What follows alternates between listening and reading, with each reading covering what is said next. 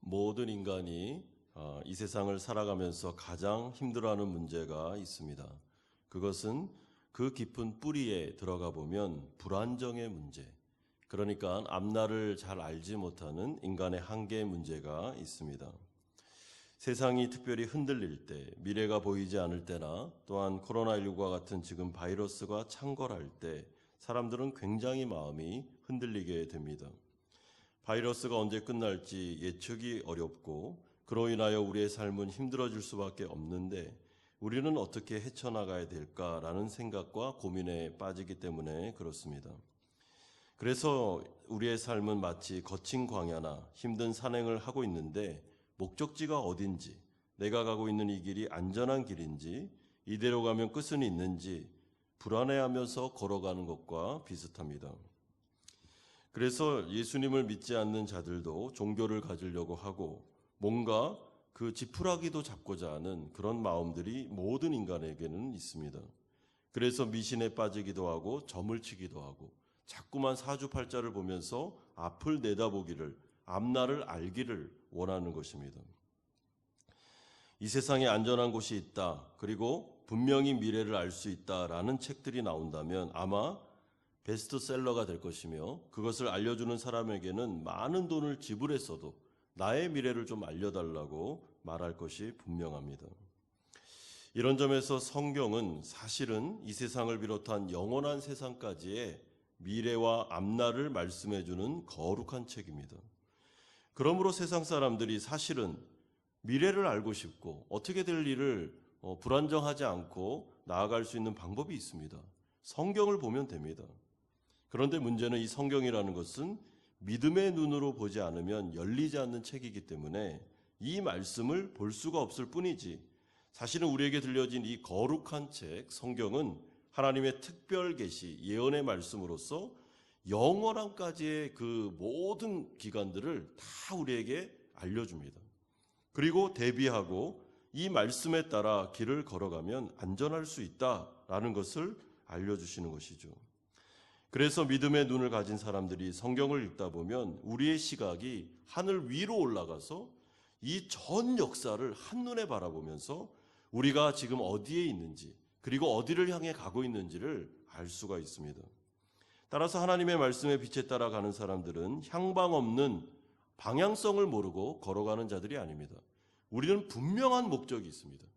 그리고 성경에 나와 있는 세계관은 세상이 어떤 곳인지, 그리고 세상은 왜 이렇게 됐는지, 그리고 나중에 어떤 영원한 나라가 올 것인지를 우리에게 말씀해 주면서 하나님은 이 특별 계시를 특별히 우리에게 주심으로 성도들을 안심시키고 나를 따라오라, 걱정하지 말고 아무리 재난이 오든 어려움이 오든 나의 인도에 따라 잘 걸어가면 된다 약속해 주십니다. 그러므로 하나님 나라 백성들은 하나님의 말씀인 성경을 읽을 때 우리는 안심하게 됩니다. 그리고 하나님은 그의 백성들에게 수도 없이 두려워 말라 말씀합니다. 하나님의 구원 역사는 아무런 오차도 없이 진행되고 있으니까 걱정하지 말고 하나님만 바라보며 이 흔들리는 세상을 쳐다보지 말고 거기에 함몰되지 말고 믿음으로 하나님만을 바라보면서 살아가라 우리에게 말씀해 주고 있으며, 오늘 우리가 읽은 다니엘서 7장의 말씀 역시 미래의 앞날 전체적인 그림을 보여주면서 성도들을 위로해 주는 놀라운 메시지를 담고 있습니다. 그러므로 재난의 시대 때 우리가 이 다니엘서 7장의 예언의 말씀, 환상의 말씀을 통해서 우리는 우리 자신의 위치를 점검하고, 그리고 우리가 안정하게 길을 걸어가고 있음을 확인한 다음에 이 세상에 흔들리는 것에 마음이 동요되지 말고 그 말씀에 따라 차근차근 아주 침착하게 우리의 길을, 믿음의 길을 걸어가시면 됩니다. 우리가 첫 번째로 살펴볼 내용은 네 짐승 환상과 그 해석하는 내용이 나오고 있습니다. 오늘 본문은 다니엘이 꿈을 통해서 환상을 받는 장면으로 시작합니다. 그런데 구약 성경에서 환상, 그 꿈이라는 것은 지금으로 말하는 그런 꿈들과 다릅니다. 선지자에게 하나님이 예언의 말씀, 계시의 말씀을 주실 때 사용했던 방법이 꿈과 환상이었습니다. 그리고 이 환상을 통해서 하나님은 다니엘을 천상의 회의, 그러니까 하나님의 나라, 하늘에서 열리고 있는 회의의 자리로 다니엘 선지자를 초대하고 있습니다. 그리고 그 회의 석상에서 다니엘에게 직접 계시의 말씀을 주고 있습니다.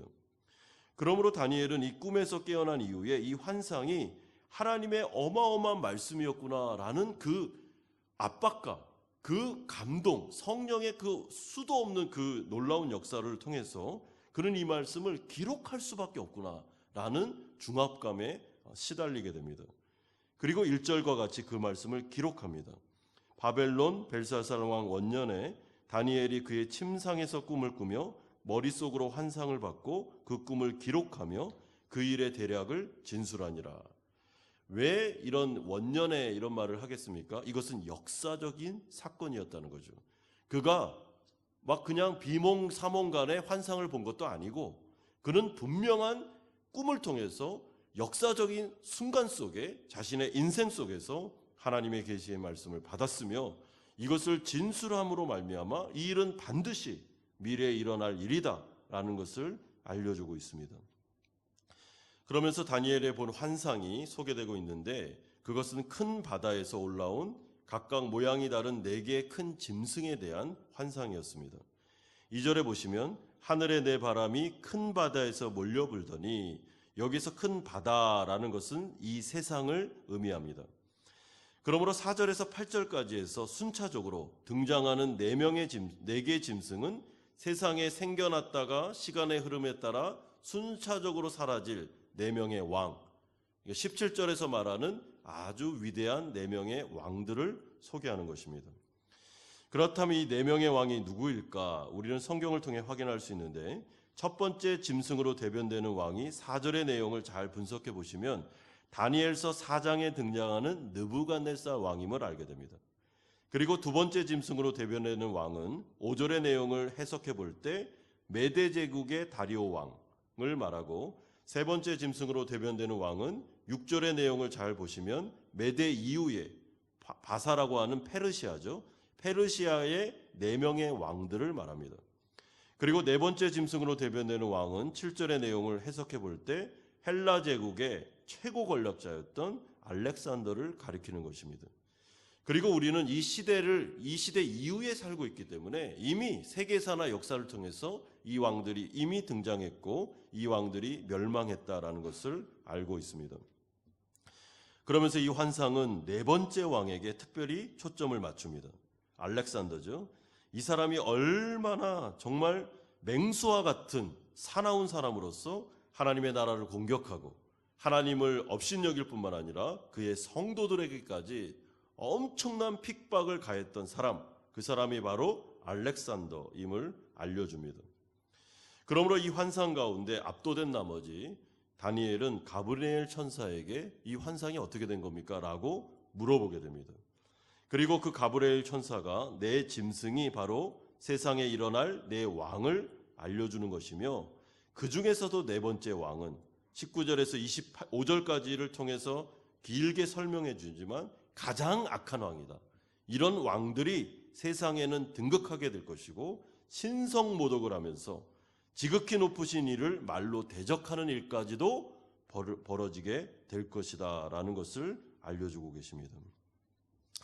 그 결과 이 첫째부터 네 번째까지 나오는 짐승을 통해서 등장하게 되는 이 통치자들은 자신들의 권력을 남용하게 됩니다.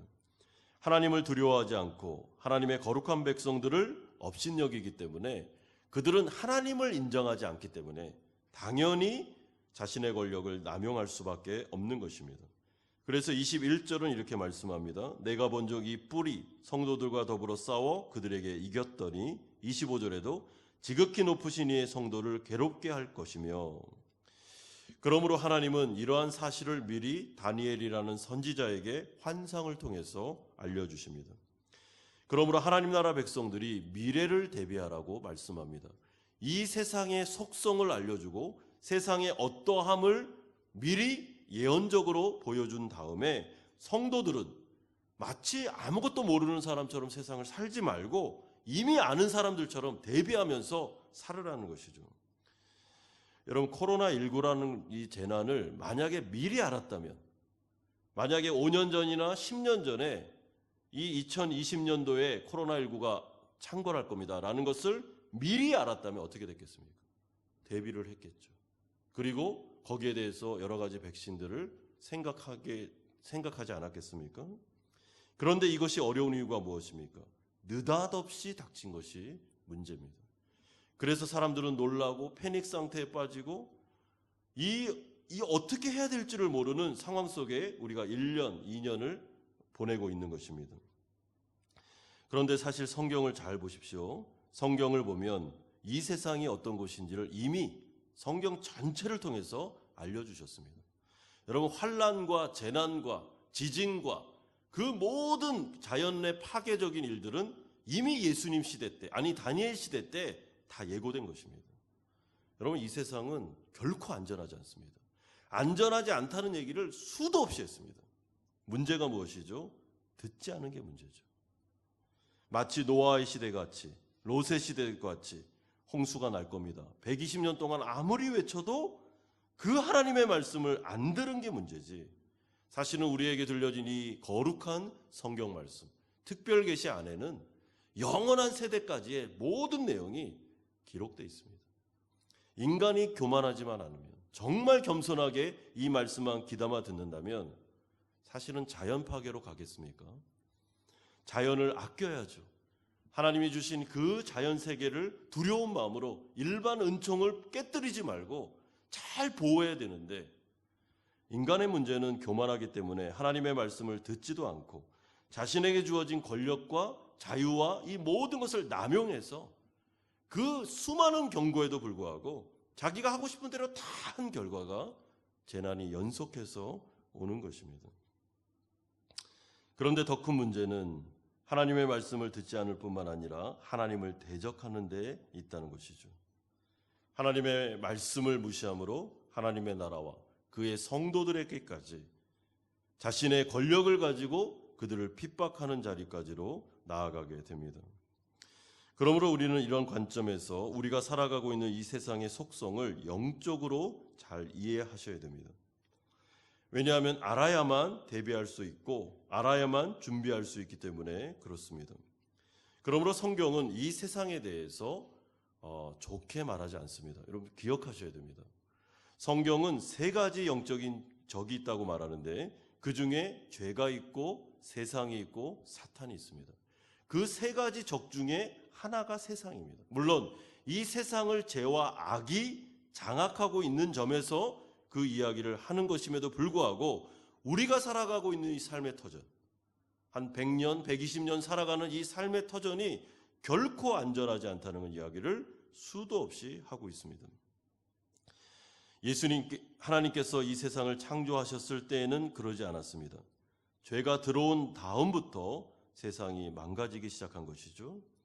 그래서 이 땅이 저주를 받아 아무리 열심히 일해도 소출이 조금밖에 나오지 않는, 그리고 아주 불합리한 일들이 일어나는 그런 곳으로 변했습니다. 에덴의 지상 낙원이 어떻게 보면 가시떨기가 많은, 그리고 전쟁과 사회 범죄와 재난과 자연재해가 계속해서 일어날 수밖에 없는, 그리고 하나님께서 통치자를 세우셨는데 그들이 교만하여 하나님의 권세를 무시하고 정의와 공의를 행하지 않으면서 너무나도 악한 왕으로 등극하는 일들이 일어나게 된다. 그것이 바로 성경의 관점입니다. 물론 그렇다고 해서 하나님께서 주신 이 세상에 있는 일반 은총까지 싸잡아서 나쁘다 이런 말이 아닙니다. 여러분, 아름다운 자연재해, 자연 환경, 그리고 우리 인간 안에 있는 그 아름다운 모습들, 그리고 순수한 그런 사회적인 인품을 가진 사람들 모두 다 좋은 것이고 일반 은총 가운데 포함된 것입니다. 그런 것까지 싸잡아서 나쁘다 그 말이 아니고 이 세상이 가고 있는 방향성과 세상이 왜 이렇게 됐는지를 성경의 시각으로 분명하게 봐야 된다는 것이죠. 그래서 우리가 경험하고 살고 있는 바와 같이 이 세상의 주된 흐름은 가파른 하향 곡선을 그리고 있습니다. 여러분, 기독교 세계관, 기독교 종말론은 사실은 그 직선적인 종말론입니다. 우리는 윤회를 믿지 않습니다. 우리는 심판이 있을 것이며 세상의 마지막 때가 있음을 믿고 있습니다. 그러면서 그 중간중간에 일어나는 여러 가지 현상들은 사실은 그 심판과 예수님의 재림을 보여주는 현상들입니다. 그러므로 이런 현상들을 성경을 통해서 우리가 캐치하고 알아들으면서 우리의 마음속에 생각을 해야 됩니다. 이 세상은 천년만년 살 곳이 아니구나. 여기에 우리가 모든 것을 투자할 이유가 없구나. 우리는 잠깐 이 세상을 살다가 먼저 그의 나라와 그의 의를 구하고 하나님께 영광 돌리는 인생을 살다가 영원한 세상으로 가야 되는구나 라는 것을 생각하게 되는 것이죠. 그러므로 이 세상을 최선을 다해서 충성스럽게 하나님의 말씀에 따라 살되 이 세상의 모든 것들을 기대하면서 투자하면서 살면 안 된다는 것입니다. 그래서 세상을 살면서 너무 낙심하지도 말고 마치 예상하지 못했던 일이 일어난 것처럼 패닉 상태에도 빠지지 말고 예상한 게 왔구나. 그래, 세상의 속성이 이렇지 라고 생각하면서 막 갈팡질팡하지 말고 이럴 때일수록 하나님을 의지하면서 다시 신앙을 점검해 가면서 내가 의지할 대상이 누구며 내가 가야 할 영원한 나라가 어딘지를 묵상하는 기회로 삼으셔야 됩니다. 여러분, 세상의 통치자들을 바라보면서 정치를 바라보면서 사회 현상을 바라보면서 막 통곡하면서 어떻게 이럴 수가 있어 하면서 막 그렇게 기도해야 됩니다. 그런데 그게 절망까지로 가시면 안 됩니다.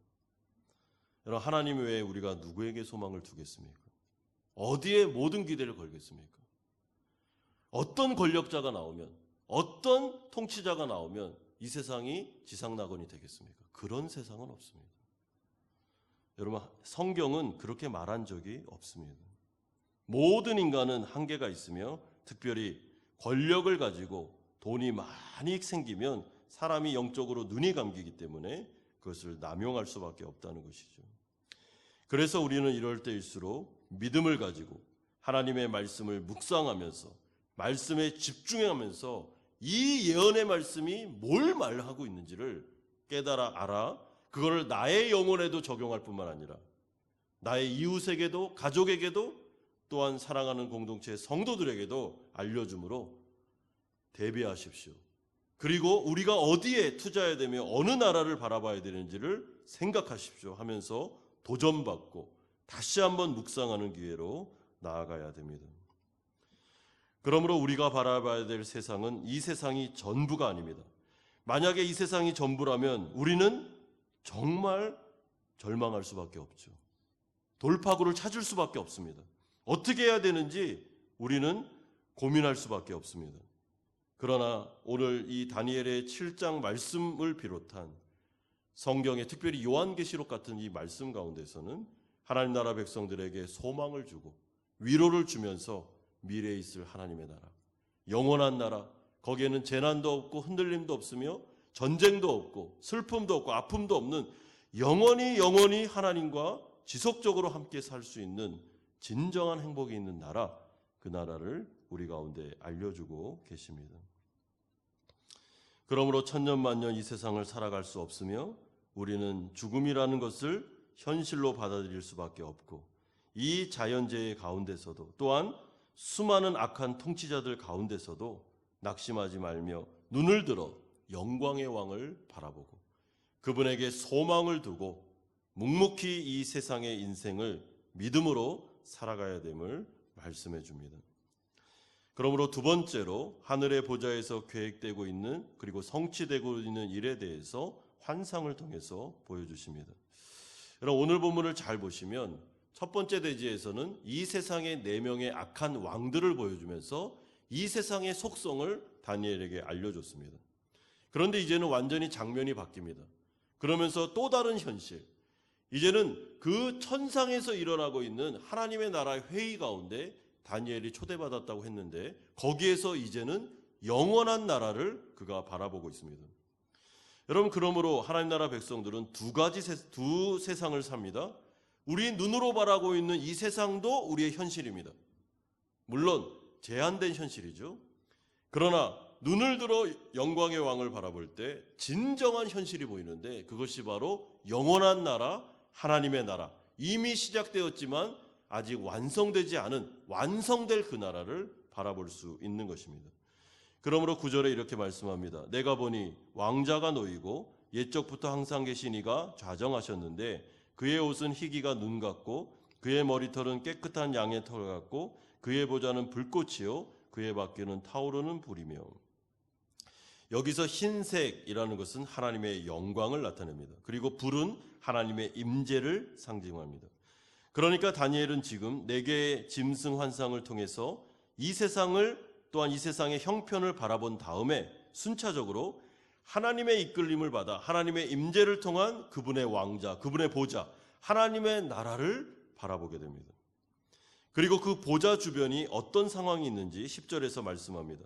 불이 강처럼 흘러 그의 앞에서 나오며 그를 섬기는 자는 천천히요 그 앞에서 모셔선 자는 만만이며 심판을 베푸는데 책들이 펴 놓였더라. 그를 섬기는 자는 천천히요 그 앞에서 모셔선 자는 만만이며 하나님의 천군 천사가 막강하다라는 것을 보여주죠. 그러니까 이 하나님은 이 세상에 있는 그런 통치자 정도의 수준이 아닙니다. 이분은 만왕의 왕이시며 온 우주, 영원한 세상까지도 다스리는 진정한 왕이십니다.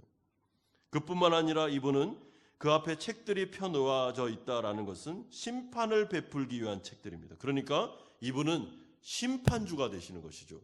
따라서 다니엘에게 하시는 말씀은 이 세상을 보여주고 이 세상의 이 어려움을 다 보여준 다음에 그걸 하나님의 나라 관점으로 딱 올린 다음에 영원한 하나님의 나라, 통치하시는 그분과 그분의 권세, 그리고 마지막 심판의 때를 다니엘의 눈으로 분명하게 목격하게 합니다.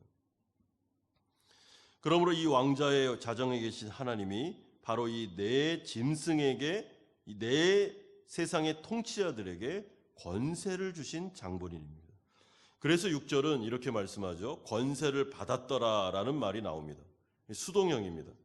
하나님으로부터 그들은 권세를 받았습니다. 자기가 권력을 쟁취한 게 아닙니다. 하나님이 권력을 주지 않으면 어느 누구도 권세를 받을 수가 없습니다. 하나님께서 왜 이들에게 권세를 주셨습니까? 하나님의 대리 통치자로서 하나님을 두려워하는 마음으로 이 세상을 다스리라고, 이 세상의 악을 좀 누그러뜨리고 교통 질서를 하라고 권력을 주셨습니다. 그런데 이들의 눈이 멀어 자신들의 권력을 남용함으로 말미암아 하나님도 무시하고 하나님의 백성들도 괴롭히고, 그리고 이 세상의 권력을 통해 자기가 하고 싶은 대로 멋대로 마치 하나님인 것처럼 살아가는 삶을 통해서 그들이 다스리는 기간 동안 성도들은 수많은 고난을 당하게 됩니다. 그런데 여기에서 하나님의 지혜가 나타납니다. 이 악한 통치자들의 그 어려움 속에서 성도들이 말로 표현할 수 없는 고난과 환난을 당하게 되는데, 그건 역시 하나님이 모든 것을 컨트롤하고 계십니다. 여러분 25절 보십시오. 성도들은 그의 손에 붙임받아 한 때와 두 때와 반 때를 지나리라. 여기서 한 때, 두 때, 반 때는 아주 짧은 기간을 표현해 주는 상징입니다. 그리고 짧지만 정해진 기간입니다. 이게 무슨 말입니까? 하나님께서는 이 기간을 딱 정해놨습니다. 그런데 이 기간이 길지 않습니다. 짧습니다. 여러분, 이런 사상을 가지고 사도 바울이 무슨 고백을 했죠? 우리가 이 세상에서 당하는 고난은 잠깐이요, 우리가 나중에 가서 누릴 영광은 영원하다라는 말을 합니다. 그러므로 영원의 관점으로 볼 때 우리가 살고 있는 이 세상에 한 100년 정도 산다 치면 그것은 눈 깜짝할 겁니다. 여러분, 영원의 관점으로 100년은 진짜 잠깐입니다. 지금 우리가 사는 게 길어 보이지만 길지 않다는 것이죠. 그리고 하나님은 이 기간을 정해놨습니다. 통제하고 계십니다. 하나님이 절대 권력자 되기 때문에 4명의 왕이 아무리 권력을 남용해도 하나님이 하라고 하신 기간까지만입니다. 더 못합니다. 왜요? 하나님께서 그들에게 권력을 주셨다가 권력을 뺏으시기 때문에 그렇습니다. 그러므로 하나님은 이 기간 동안 이 세상 가운데서 성도들로 하여금 고난을 받도록 허락하시고, 그리고 이 기간을 통해 그들을 성화시켜 나가십니다. 그러므로 4명의 왕들이 나와서 성도들을 괴롭힐 때 이것은 하나님이 허용한 겁니다. 여러분, 하나님이 악을 사용한다 그런 말이 아니고 어느 때는 하나님의 지혜 가운데 하나님이 가만히 계실 때가 있다는 것입니다. 그런데 그것은 성도들을 죽이고 어렵게 하려는 기간이 아니고 그들을 성화시키고 변화시키며 믿음을 단련시킬 뿐만 아니라 교회를 더 튼튼하게 하기 위한 하나님의 묘수다, 모략이다라는 것을 알려주고 계십니다. 그러므로 다니엘을 하나님의 보좌 앞까지 딱 끌어올린 다음에 세상을 먼저 딱 보여주고 세상은 이런 곳이야.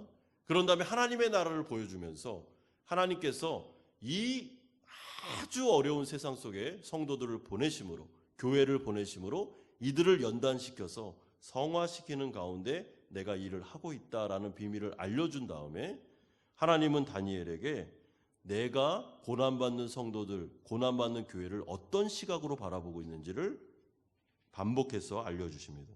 여러분 18절 보십시오. 지극히 높으신 이의 성도들, 22절에도 두 번씩이나 지극히 높으신 이의 성도들, 25절에도 두 번씩이나 지극히 높으신 이의 성도들, 지극히 높으신 이의 거룩한 백성이라는 표현이 계속 나오고 있습니다. 하나님 앞에서의 진짜 주인공, 가장 존귀하고 보배로운 자들이 바로 하나님 앞에서 고난받는 성도들이라는 것이죠. 여러분, 이것은 사실 성경 전체가 흐르는 맥락 속에 하나님께서 우리에게 주시는 말씀입니다.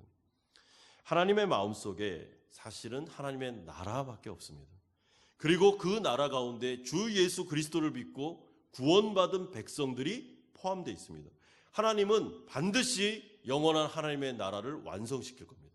그리고 그 나라는 영원히 갈 겁니다. 그리고 그 나라를 채우고 있는 하나님의 백성들이 존재하게 될 겁니다.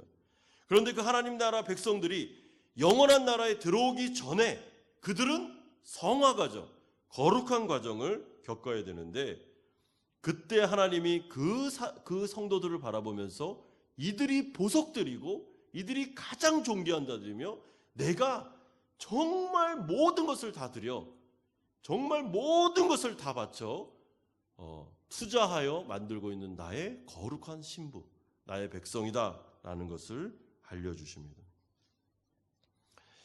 그러므로 다니엘에게 이 말씀을 주심으로 두려워하거나 걱정하지 말고 이 세상 가운데 어떤 일이 벌어진다 할지라도 그것은 하나님의 백성들을 무너뜨리고 좌절시키며 죽이려고 오는 것들이 아닌 하나님의 백성들과 교회를 더욱더 깨끗하게, 정결하게, 거룩하게 만들어서, 그러니까 순도 99.9%의 순금을 만들어서 하나님의 안식처 영원한 세상으로 데려가기 위한 하나님의 큰 그림이니까 소망을 가지고 믿음으로 살아가야 되며, 다니엘 너는 이 말씀을 가지고 성도들에게, 이스라엘 백성들에게 반드시 알려줘라.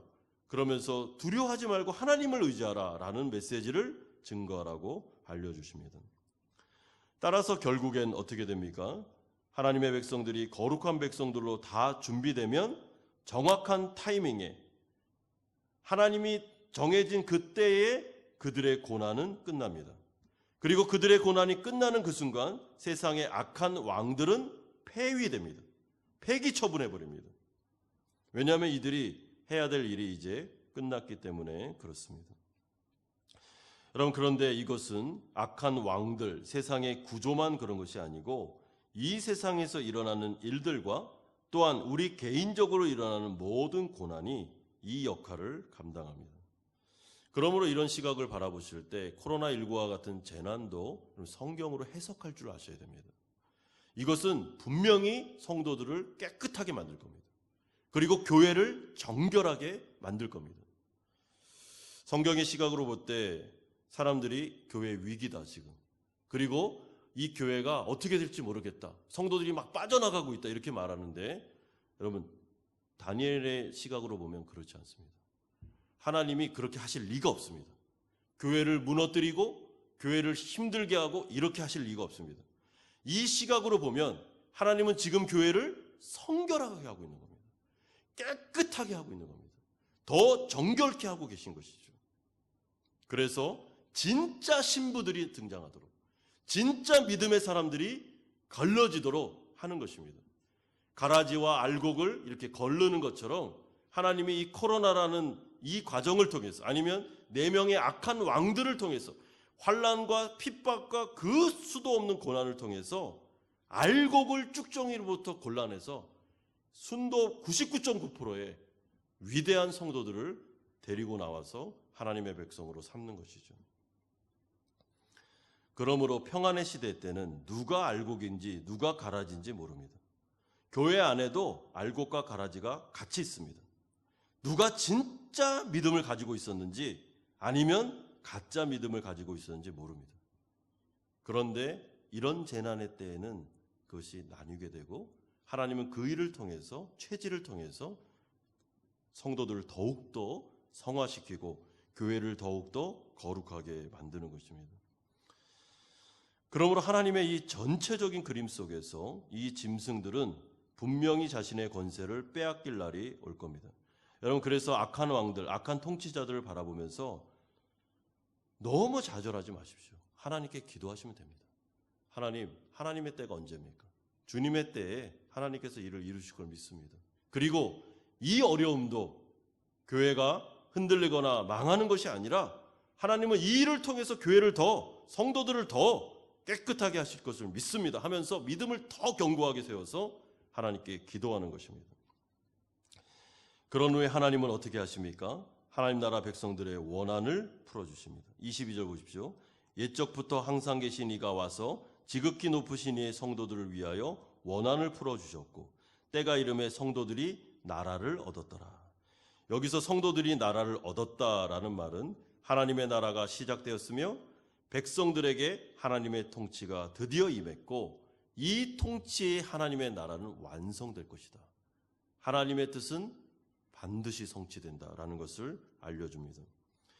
그러므로 이 세상을 살아가면서, 이 풀무불과 같은 이런 세상을 살아가면서 가라지와 알곡이 나뉘어지면서 재난을 통해 이 모든 것들이 걸러지면서 이제 완성될 나라에 가서는 진짜 믿음을 가졌던 성도들만 모이게 되는 것이죠.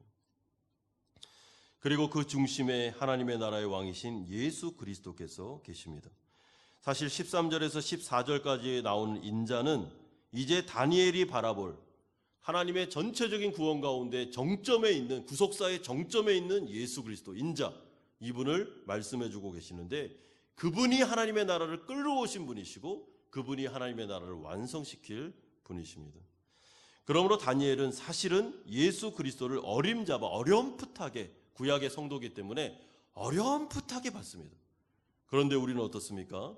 13절과 이 14절의 환상, 이 계시의 말씀을 우리는 명확하게 보고 있습니다. 특별히 사도 바울의 로마서 말씀은 복음 중에 복음이잖아요. 예수 그리스도께서 이 땅에 오셔서 하신 일을 신학적으로, 교리적으로 정확하게 알려줍니다. 그것이 바로 하나님의 복음이며 그 핵심 속에 하나님의 나라가 있습니다. 그 나라가 완성될 때 다니엘을 통해서 보여주신 이 환상은 그 가운데 성취될 것이며, 이 가운데 성화를 이룬 거룩한 하나님 나라 백성들은 예수 그리스도와 연합돼서 이제 그분의 나라에서 영원히 아름답게 살아가게 될 것입니다. 그러므로 우리가 이 다니엘의 환상을 통해서 이 세상을 바라볼 때 이 세상은 거대한 여인의 모태와도 같은 곳임을 여러분 기억하셔야 됩니다.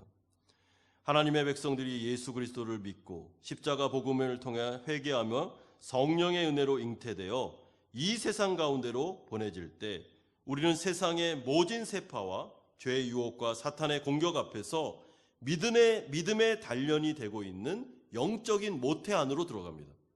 그리고 우리가 죽는 그날, 아니 예수님께서 재림하시는 그날 속에서는 이제 드디어 세상이라는 모태에서 나와 진정한 삶을 살아가게 되는 것이죠. 그것이 바로 하나님의 나라가 되는 것입니다. 그러므로 14절은 계속해서 그 나라를 이렇게 강조해 줍니다. 그의 권세는 소멸되지 아니하는 영원한 권세요 그의 나라는 멸망하지 아니할 것이니라. 18절에도 지극히 높으신 이의 성도들이 나라를 얻었으니 그 누림이 영원하고 영원하리라. 27절에도 그의 나라는 영원한 나라이라 모든 권세 있는 자들이 다 그를 섬기며 복종하리라. 따라서 하나님의 나라는 절대로 좌절될 수도, 멈출 수도, 소멸될 수도, 저지당할 수도 없습니다.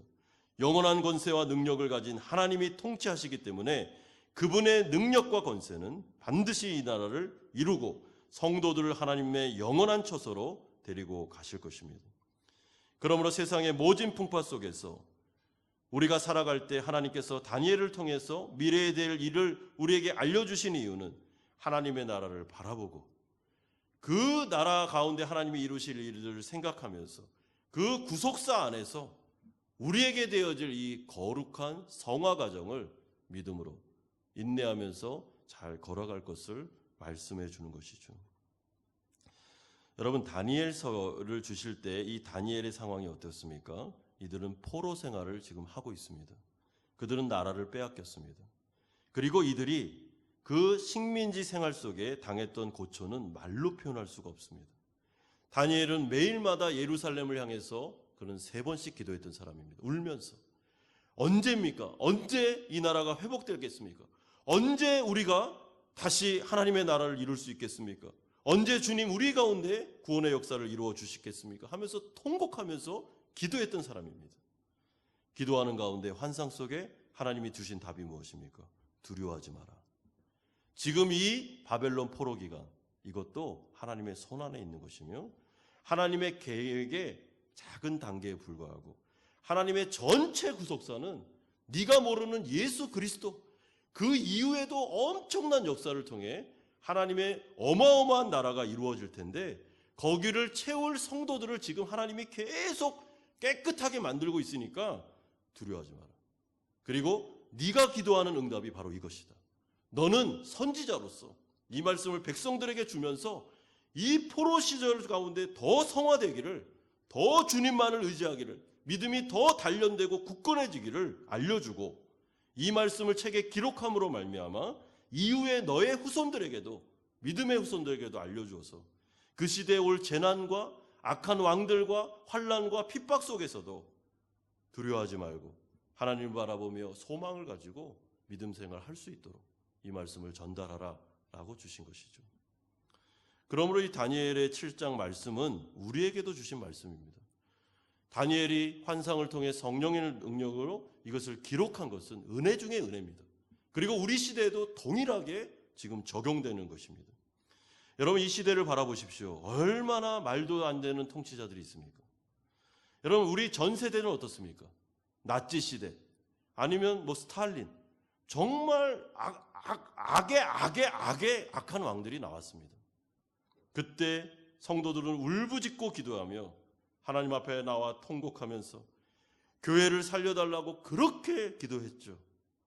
그런데 이 다니엘의 말씀은 무엇입니까? 두려워하지 말라는 겁니다.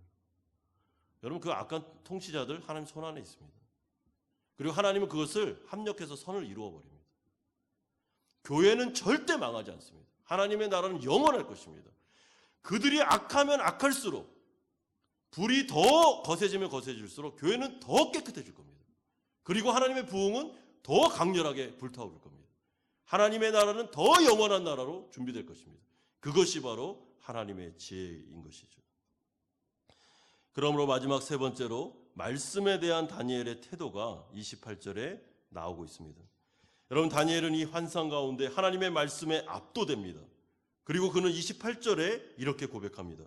그 말이 이에 그친지라 나 다니엘은 중심에 번민하였으며 내 얼굴빛이 변하였으나 내가 이 일을 마음에 간직하였느니라.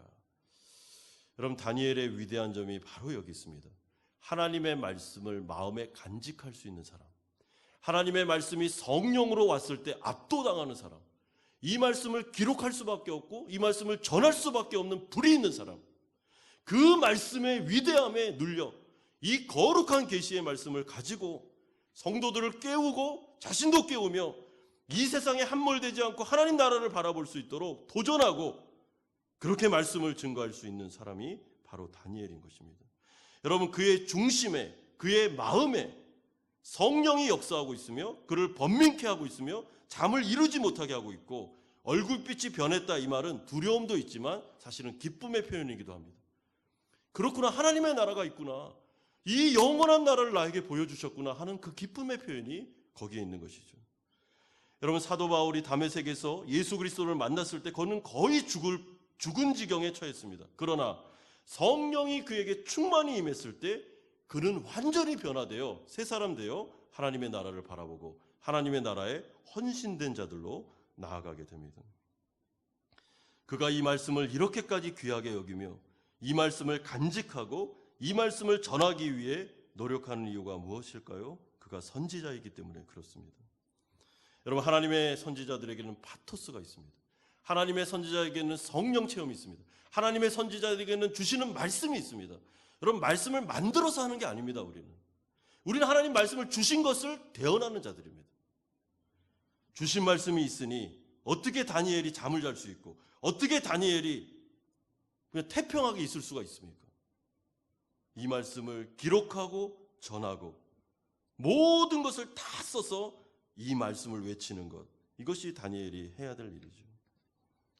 그러므로 우리도 하나님의 말씀을 들을 때 다니엘처럼 하셔야 됩니다. 절대로 이 세상만 바라보시면 안 됩니다. 여러분, 이 세상이 돌아가고 있는 것도 현실입니다. 예, 현실입니다. 그런데 이 현실만 현실이 아닙니다. 또 다른 현실이 있습니다. 다니엘의 환상을 통해서 보여줬던 하나님의 나라, 완성된 나라, 지금도 영원히 성취되고 있는 그 나라, 그 현실이 있습니다. 우리는 이 세상에도 살지만 그 현실 가운데도 살고 있습니다. 그리고 영원히 살아갈 그 현실로 들어가게 될 것입니다. 그러므로 이 세상을 바라보면서 완전히 이 세상에 함몰돼서 죽으면 끝이다 라고 살아가는 세상 사람들처럼 이 세상의 악한 왕들, 재난들, 아니면 여러 가지 사회적인 상황들을 바라보면서 마음이 낙심돼서 무력하게 있으면 안 되고 눈을 들어 영광의 왕을 바라보면서 완성될 그 나라를 바라보면서 다시 낙심된 우리 마음을 끌어올려서 하나님께 기도하고 하나님께 영광 돌리고 하나님께 찬양하면서 우리 자신도 살고 성도들도 살리고 주변 사람들도 살리는 일에 우리가 나아가야 되는 것입니다. 사랑하는 성도 여러분, 하나님 나라 백성들은 영적인 시각이 좁아지면 안 됩니다. 요 앞만 보시면 안 됩니다. 이것도 현실이지만 더 큰 현실이 있습니다. 하나님의 말씀을 가지고 나의 현실을 해석할 수 있는 능력이 필요합니다. 성도들에게 주어지는 어려움과 고난은 우리를 죽이는 고난이 아닙니다. 성경 어디에도 그런 말씀은 없습니다. 이 고난은 우리를 살리는 고난입니다. 우리를 더 정결케 하는 고난입니다. 교회를 더 아름답게 하는 고난입니다. 그러므로 하나님은 그 일을 반드시 이루시고 성취하실 겁니다. 왜냐하면 그의 주변에는 천군 천사가 만만이요 천천이요 어마어마한 능력이 있을 뿐만 아니라 그가 심판주 되시며 이 모든 역사를 통치하고 있는 분이시기 때문에 하나님의 결정권자 되시기 때문에 하나님의 뜻을 막을 사람이 없습니다. 그러므로 그 나라가 영원한 나라가 되는 것이죠. 이런 관점에서 우리가 인생을 살아갈 때 하나님은 때가 되면 하나님의 뜻이라면 우리의 고난 역시 피할 길을 줄 겁니다. 그리고 감당할 시험 밖에는 주지 않고 우리를 아름답게 하는 쪽으로 데려가실 겁니다. 하나님의 손 안에 하나님의 백성들은 있으며 하나님의 교회는 하나님의 손 안에 있습니다. 여러분, 교회를 바라보시며 소망을 가지십시오. 어떤 어려움이 와도 교회는 망하지 않습니다. 무너지지 않습니다. 하나님이 하십니다. 그러므로 사도 바울은 고린도전서 10장 13절에서 담대하게 이런 확신의 말을 전하고 있습니다. 사람이 감당할 시험 밖에는 너희가 당한 것이 없나니 오직 하나님은 미쁘사 너희가 감당하지 못할 시험 당함을 허락하지 아니하시고 시험 당할 즈음에 또한 피할 길을 내사 너희로 능히 감당하게 하시느니라. 코로나19 감당하게 하실 겁니다. 피할 길을 줄 겁니다. 여러분, 우리가 작년에 이 코로나가 시작됐을 때 암담했습니다. 사실 교회적으로도 재정적으로도 참 어려웠습니다. 처음 코로나가 딱 닥쳤을 때 우리는 영상 예배를 어떻게 해야 되는지 뭐가 뭔지를 몰랐습니다. 그런데 1년을 지나고 보니 우리가 1년을 되돌아볼 때 어떤 생각이 드십니까? 피할 길을 주시더라. 하나님이 또 살아가게 하시는구나 하는 생각을 합니다. 제가 요즘에 우리 남자 성도님들 직장, 사업장 이렇게 신방을 하고 있는데 돌아보면 다 그런 말씀을 하십니다. 진짜 목사님 어렵습니다. 근데 먹고 살게 하십니다. 피할 길을 주십니다. 그리고 그쯤에 막 숨이 꼴딱꼴딱 넘어갈 쯤에 길이 열립니다. 이런 얘기를 많이 하셨습니다. 그래서 격려해 드리고 잘 하셨습니다. 외롭지만 이 길을 같이 걸어가면 좋겠습니다 하고 기도해 드리고 왔는데 하나님의 약속입니다. 여러 환난과 어려움이 온다 할지라도 하나님이 통제하십니다. 그리고 하나님의 백성들은 하나님께서 다스리고 계십니다. 그러므로 우리가 해야 될 일은 낙심이 아니라 하나님의 보좌 앞으로 나아가는 것입니다. 왜냐하면 그분에게 해답이 있기 때문에, 그분에게 은혜가 있기 때문에 그렇습니다. 그러므로 히브리서 4장 16절은 우리에게 도전합니다. 그러므로 우리는 긍휼하심을 받고 때를 따라 돕는 은혜를 얻기 위하여 은혜의 보좌 앞으로 담대히 나아갈 것이니라. 염려하지 말고 모든 일에 기도와 간구로 하나님께 나아가십시오. 기도하십시오. 이 세상을 바라보며 말도 되지도 않는 통치자 때문에 너무 속상해해서 낙심된 나머지 기도도 못하고 좌절해 있지 마십시오. 하나님을 바라보십시오. 하나님의 손 안에 그 권력도 허락된 것입니다. 하나님의 때가 되면 하나님께서 끝내실 겁니다. 하나님께서 이 모든 과정을 우리를 아름답게 만드시며 또 우리의 믿음을 연단시키시며 교회를 아름답게 세워 나가실 것입니다. 그러므로 이 다니엘서 7장은 우리에게 눈을 들기를 원하고 그리고 하나님만 바라보기를 원하며 세상에 함몰돼서 낙심하지 말고 하나님 앞에서 내 자신도 위로받고 성도들도 위로해 주면서 우리 이게 갈 수 있습니다. 우리는 걸어갈 수 있을 겁니다. 라고 말하면서 영원한 나라를 바라보도록 도전하고 있습니다. 이런 은혜가 오늘 우리들에게 임하기를 원하며 또한 영상으로 들으시는 이 설교 가운데 가정에 있는 성도들에게도 동일하게 은혜가 임하기를 주님의 이름으로 축원드립니다.